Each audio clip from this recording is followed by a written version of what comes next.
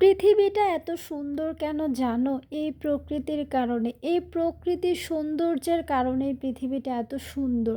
মাঝে মধ্যে বিশ্বাস করো প্রকৃতির প্রেমে পড়ে যাই। কি যে সুন্দর, ভয়ানক সুন্দর। Everyone, this is Rodela Sharmin blog page থেকে তোমাদের সামনে নিয়ে চলে এসেছে আরও একটি নতুন ব্লগ ভিডিও নিয়ে। আসসালামু আলাইকুম, কি অবস্থা সবার, কেমন আছো? আলহামদুলিল্লাহ আমি অনেক বেশি ভালো আছি। তো গাইস, তোমরা থাম্বনেল দেখে বুঝতে পেরে গিয়েছো দুই বান্ধবী মিলে আসলে কোথায় গিয়েছিলাম। এত সৌন্দর্য দেখে প্রেমে না পড়ার কোনো ওয়েই নাই। তো দেখো আমি রেডি হয়ে গিয়েছি, দেন হচ্ছে হাতের মধ্যে একটু নেল পলিশ নিতে ভুলে গিয়েছিলাম, তো ফাইনালি এটা দিয়ে নিলাম।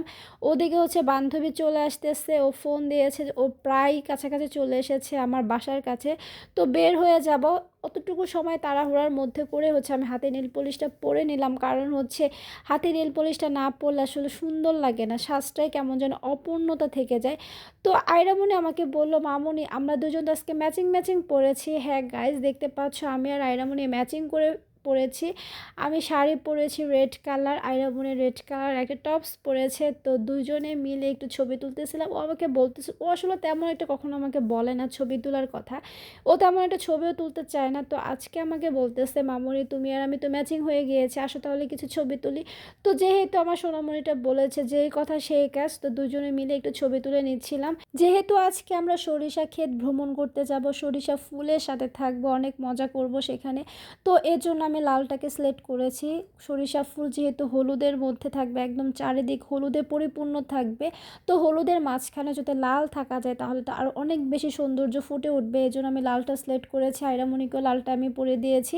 তো এদিকে আমার ফ্রেন্ড চলে আসছে, দেখতে পাচ্ছ তোমরা, ও নীল সিলেক্ট করেছে, ওর বাবুটাকেও নীল পরিয়েছে। তো এদিকে ওর একটু দোকানে কাজ ছিল, দোকান বন্ধ ছিল, আমরা একটু ওয়েট করতেছিলাম যে দেখি দোকানটা ওপেন হয় কিনা। পরে চিন্তা করলাম ওপেন নাও হতে পারে, বিকেলের দিকে হয়তো বা ওপেন হবে। তো আমরা একটু হেঁটে হেঁটে এগিয়ে যাচ্ছি। ওরে বলতেছে সামনে যদি দোকান পাওয়া যায় দেন হচ্ছে সেখান থেকে কাজটা সেরে নেওয়া যাবে। অবশ্যই সামনে কোনো না কোনো দোকান ওপেন থাকবে। তো এদিকে যেহেতু হচ্ছে দোকানগুলো বন্ধ, তো এখানে আসলে সময় নষ্ট করে লাভ নেই, আমরা যেতে থাকি। তো গাইস, আমরা রিক্সাওয়ালা মামাকে দাঁড় করিয়েছে, রিক্সাওয়ালা মামা বলেছে কোথায় যাবেন। তো আমরা বলেছি যে যেখানে সরিষা ক্ষেত আছে সেখানে নিয়ে যাবেন। তো আসলে জানি না কোথায় যাব, কোথায় নিয়ে যাবে। আপনি যেতে থাকবেন, যেখানে সরিষা ক্ষেত পাবেন সেখানে আমাদেরকে নামায় দিবেন, এরকমই কথা হচ্ছে ওই রিক্সাওয়ালা মামার সাথে। তো তাই আমরা রিক্সায় উঠে পড়লাম। দেন দেখতে পাচ্ছ তোমরা, আমি, আয়রামণি ছিল, আমার বান্ধবী ছিল, ওর ছেলে ছিল, আমরা চারজনে মিলে রিক্সায় উঠে বসে পড়লাম যে আসলে কোথায় যাব জানি না, যেখানে সরিষা ক্ষেত পাবো সেখানে আমরা নামবো। তো আমার আনলিমিটেড অনির্দিষ্ট সময়ের জন্য হচ্ছে রিক্সা নিলাম। তো যেতে যেতে হঠাৎ করে আমার কানের দুলটা পড়ে গিয়েছে, তোমরা দেখতে পাচ্ছ কানের পুশ ব্যাগটা পড়ে গেছে। এখন কেমনটা লাগে, মেজাজ পুরাই খারাপ হয়ে গেছে। তো এটা কোনো কথা, এক কানে আছে আরেক কানে নাই, এখন পুশ ব্যাগটা আমি কোথায় পাবো? তো এটা নিয়ে ওরা দুজনে মানে সবাই মজা করতেছিল, আমার মেয়ে সহ সবাই অনেক বেশি মজা করতেছিল। এখন আমার বান্ধবী বলতেছে এখন শেষ পর্যন্ত আমার দুলটা খুলেই নেয় কিনা কে জানে।